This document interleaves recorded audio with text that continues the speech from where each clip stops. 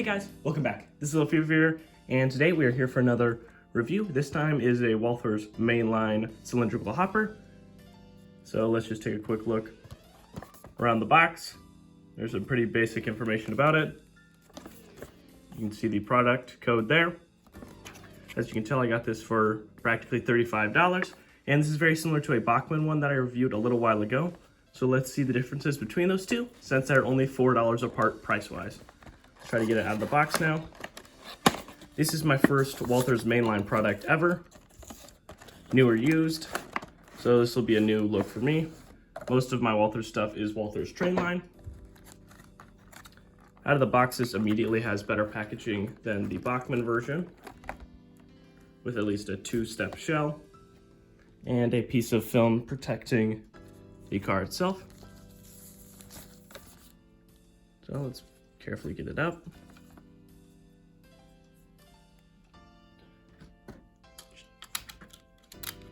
All right, let's set it on the track here, and now let's take a closer look at some of the details. All right, now taking a look at some of the details here, you can see the nice crisp text here, as well as the other smaller bits that are actually fairly easy to read. I'll do a close-up of those a little bit later. The giant 2 ears of corn, and these grates on top are actually see-through. So now let's take a closer look at some of these other things here. So you can see through these grates, like I said, and if it'll focus, you can read all this tiny little text, including the little pull down here. Taking a look at either end, you can read all the text in between, and the little hole that is actually accurate. On the other side, there's the same amount of details, as well as the brake wheel. The underside is fairly basic, but that is prototypical. And so you do have metal wheels on all of this, and the trucks are just plastic with a different kind of Walthers coupler that I'm not used to seeing before. But, yeah, they are metal couplers, unlike the other version of the Walthers Trainline that are plastic, as well as all of these white diamonds along the bottom of the car.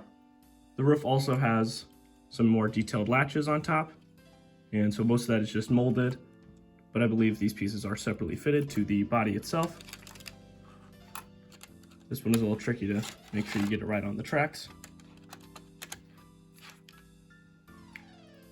Also, before we wrap up this detailed section, I also like to mention how fine all of the handrails and the steps are along everything here, even the little bits that jut out, as well as the intricacy of all of the brake system down here and all the individual parts there. They are all yellow. I don't know if that's truly accurate, but I'll just take their word for it here.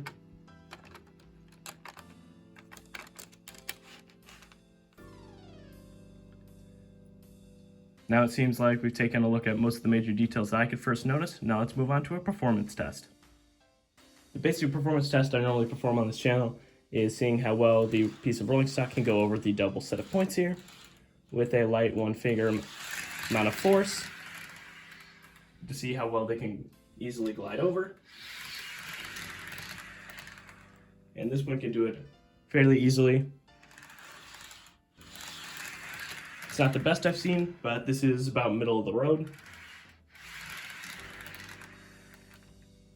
Obviously, this should get a little bit better as the axles wear themselves in a little bit. The next performance test will be a coupling test. This is a Southern Pacific boxcar coming in with KD couplers. This is what I test most of my other cars with. Going in real slowly. They seem to have mated just on the first match, and they do seem to be about equal height, if not this hopper being a little bit taller. Now let's move on to our next test. Our next test will be with a powered coupling with a Proto 2000 unit, backing up here slowly. And so this will also go into the general running test. Just try to back it up as slowly as I can. There we go. Maybe a little rough, but it did catch the first time. All right, now let's see how well this car performs as we start to run it around the layout. Just setting it off and forwards. Not too fast, since this is a freight train technically.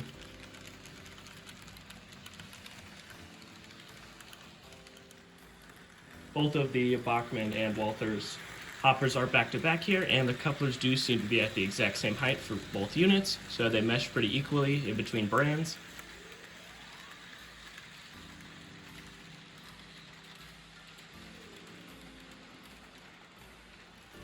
Coming around the corner here, there does seem to be a little bit of an uncoupling issue.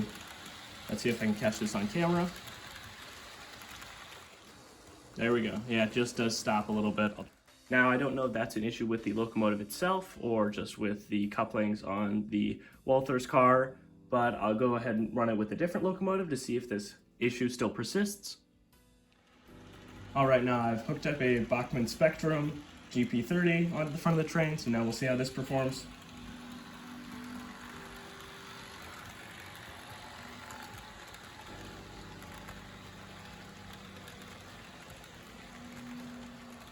Alright, so it made it through that test perfectly fine, as well as the rest of the layout.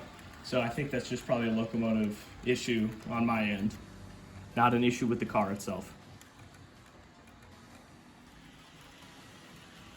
Alright, now I've let it run a few more laps, and there hasn't been any issue on the locomotive or just the car itself side. And I also do like the car now, just seeing it run around the layout with its different style of font and, different pictographs on the side. And so I think it adds a nice splash of yellow, even though I have plenty of other yellow stuff.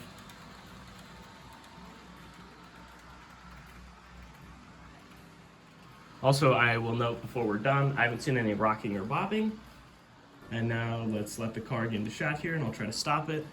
Then we'll move on to the ratings for this piece of rolling stock. All right, coming in just about now. There you go, just about center. Now let's move on to the ratings of this Walthers Mainline hopper. Finally now, on to my ratings for this Walthers Mainline model. For detail, I gave it a 9.5 out of 10 for not having some of the inner wheel details and the accurate axle boxes and all that. Aside from that, it has smooth printing, smooth letters, all that, and the fully modeled grills here, as well as the thinner handrails, steps, and all that, and a few nice details underneath the entire model. For performance, I gave it a 9 out of 10 for being fairly smooth rolling, and that's really the only thing that kind of took it away from getting a perfect 10 out of 10. The uncoupling issue was fully the locomotive's fault, not this one, but the other one, and so it still, just the fact that it didn't fully smooth as roll as I've seen some others, it just lost only 1 point there. All right, now moving on to value. For value, I gave it an 8.5 out of 10. For being obviously a better deal than the Bachmann one behind it. For $4 more, you get higher print quality, higher, the painting quality, thinner handrails, better rolling performance. The couplings are about the same and stuff like that, but the things like the grates and the brake system are a lot more detailed and a lot more high quality. So I think this is more worth your money to actually get it. And I believe these come in more unique designs than something like the Santa Fe one back here. For quality, I gave it a 9.5 out of 10, for there are a little bit of gaps in between panels back in here a little bit.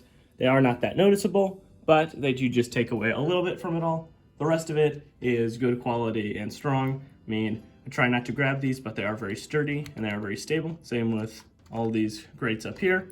They're stable and sturdy, and so that's why I think it got that score. Finally now for overall value, I gave it a 9.125 out of 10, so just 9 and an 8 there. I think this is way better than the Bachmann one, and it just looks better, it's more stable, more sturdy, it performs better, and so for that value of just, $4 or $5 more, I think this is definitely worth it, and I would recommend this model if you need to get a cylindrical hopper. I understand there are other kinds of hoppers, and I haven't checked out those kind, but as my first stint into Walthers Mainline, I really enjoyed this new model that I have got.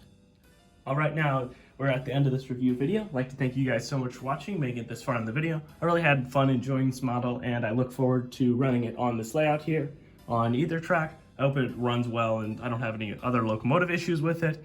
And like I said earlier, I would recommend this model if you do want a cylindrical hopper, and there are various paint schemes for this. So if you don't want this yellow look, you can get something else. All right, now I'd like to thank you guys again, and I'll see you guys next time. Bye-bye!